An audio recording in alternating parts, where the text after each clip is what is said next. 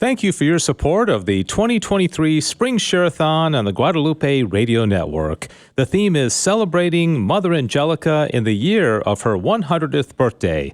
Hi, I'm Dave Palmer with the GRN, and I'm happy to introduce you to a compilation of brief interviews of the people who knew Mother Angelica best, the ones who worked with her and for her at EWTN for many years.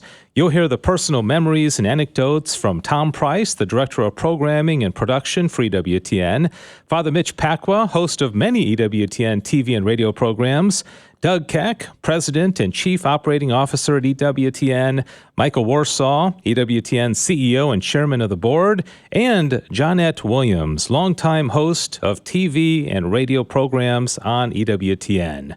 I hope you enjoy these reflections, memories, and anecdotes of this truly amazing and holy woman, Mother Angelica. I have on the line popular radio and TV host from EWTN, Father Mitch Pacwa, who knew Mother Angelica very well. In fact, he has the distinction of being the only person that Mother Angelica handpicked to succeed her on her own television show. So, Father Mitch, I'm very excited to hear your memories and anecdotes about Mother Angelica. Thanks for joining us this week. My pleasure. My pleasure. You know, we're celebrating her 100th birthday. She'll have to do so in heaven, but we'll be here, and it's great to remember a lot of these great stories about her. She was such a character. Some people, including Mother Angelica, also extend that compliment to me. And this showed up in some of our first meetings. When I was in graduate school, in Nashville, Tennessee. I'd been doing my doctorate in Old Testament at Vanderbilt. And I got onto the radio there because I heard some anti-Catholic statements, and I responded to them. So I eventually had my own radio show on a Protestant network.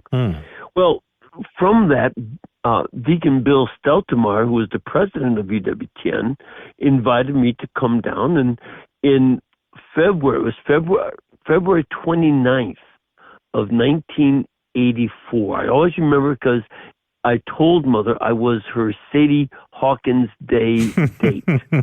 For those young people who don't know, on the 29th, we called it Sadie Hawkins Day. That was when girls could ask boys for a date. So I was her date. Well, I showed up from Nashville driving my old Pontiac Le Mans. It was a 1968, had 8 cylinders, 392, wonderful, except it looked terrible and needed a little help. So to drive down from Nashville to Birmingham, I just had some blue jeans, my hunting boots, flannel shirt, and a cowboy hat. I get out at the EWTN parking lot, and who's there but Mother Angelica herself? And she comes up to me and says, "Sir, can I help you?" I said, "Hi, Mother. I'm Father Mitch Pacwa. I'm your guest tonight." Well, she took the palm of her hand and hit her forehead with it in a gesture of, "Oh, no." I said, "Don't worry, Mother. I clean up real well." So then I didn't know this, but she went inside and called Bill Steltemeyer and said, "If this kid doesn't turn out, you're fired." I had no idea, but Bill was really nervous. And I get out there, and of course I'm dressed up. I put on my clerics, my sport jacket, black jacket, and come out. And I start to talk about the origin of the canon of Scripture. How do we know which books go in the Bible? And I explained that the first crisis for the New Testament canon came from a man named Marcion, who denied any Jewish presence in the Bible. He got rid of the whole Old Testament, and even the New Testament writers who were Jewish, except for Paul. He kept some of Paul, but he kept all of Luke and Acts. Well, I said, not only did Pope Pius I excommunicate him in 142 AD, but so did his own father because he was the son of a bishop. Well, Mother came to the edge of her chair and was looking at me, and I realized I may have said son of a bishop kind of quickly. And she didn't hear what I actually said and jumped to the worst possible interpretation. But then when she realized it, she sat back and had this look. So this is the kind of kid we're playing with tonight. But she loved what I was talking about so well that she said, we're going to knock off the next hour and go for 2 hours. And during the break, she asked me to come back and do a television series.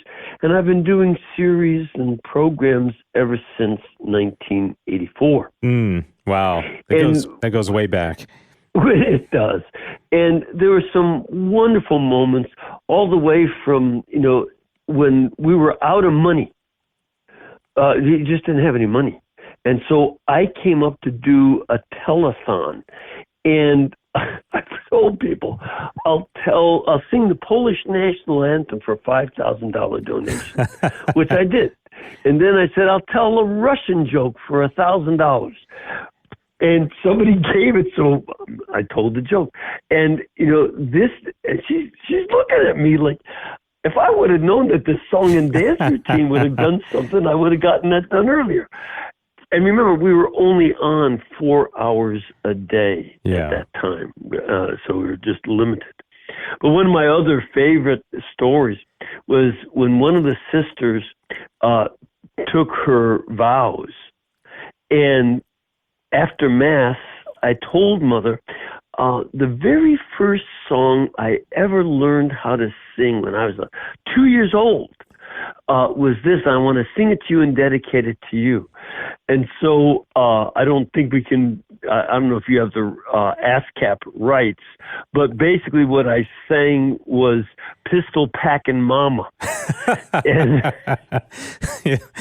You're pushing a lot of boundaries with Mother Angelica, weren't you? Well, she looks at me and she was enjoying the joke. And that night we were on her live show, and she said, "Do you know what he sang to me? Go ahead, play that." And so she had me do it again on TV. So I played it again. But she really enjoyed a good joke. She liked being teased, but she would give it right back. Yeah. It's not like she was, oh, this hurts my feelings. No, she was not a whiner by any means, and she would give as good as she got.